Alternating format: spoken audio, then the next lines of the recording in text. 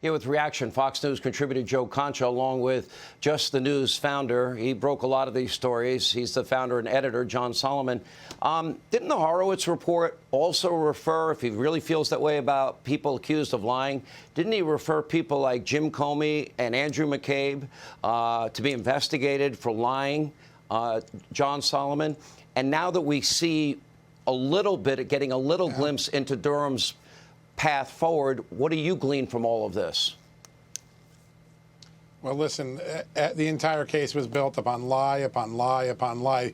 Danchenko's lying to Steele. Steele's got stuff that's going to Hillary Clinton. Hillary Clinton is lying to the American public in late October when she's peddling this. Jake Sullivan is out there. The entire thing was a ruse from beginning to end, and it's taken us almost 5 years to get to the bottom of it. But listen, the biggest losers in the Durham investigation, beyond those who were indicted, are the Hillary Clinton campaign. They've been exposed for what they did. They ran a dirty trick, and they got the U.S. intelligence community to participate.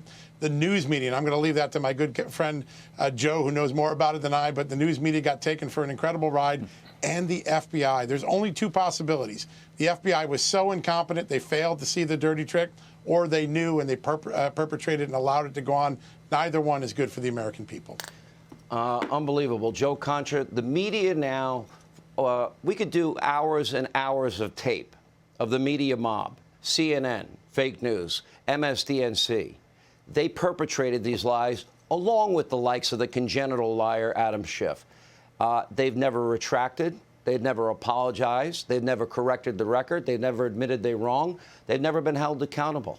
How do you perpetuate lies like this for 3 years and never come clean to your audience and then just move on to the next round of lies? Because they don't care. It was all a matter of a means to an end. Push the narrative. Put Adam Schiff on the air dozens upon dozens of times. Adam Schiff is the Michael Avenatti of Capitol Hill, basically in the cable news world, as far as cable news being MSNBC and CNN. An empty suit, adored by the media. He may even get a green room named after him at CNN and MSNBC. And kudos to Morgan Ortagus for being the first person considered media to actually challenge Schiff on his Russia claims, which are the best unintentional comedy routines out there. Remember, it was Schiff, and this is what Morgan pointed out before, who read the juicy, obviously farcical parts of the Steele dossier, which is completely unverified, into the congressional record. This is the same Adam Schiff who swore he had smoking gun evidence, that he saw direct evidence of collusion between Trump and Russia. He pushed the Steele dossier as gospel the same way Rachel Maddow, the Alex Jones of cable news herself did night after night. And for lying and for leaking and for misleading the American people, he gets rewarded with a book deal worth, I don't know, 100 billion rubles. And I'm sorry, no active lawmaker, Republican, Democrat, no book deals while you're supposed to be serving the American people, because you may be trying to weave a narrative that might not be based in truth in order to sell books. You want to be Michael Wolff or Jackie Collins, get out of Congress and go write books instead. That's all I have to say about that. Hi, John Solomon, by the way. We haven't seen each other in a while. By the way, you're almost like Mark Levin. That's it. I'm done. I'm done. I will say this. I'm done. That's what he says.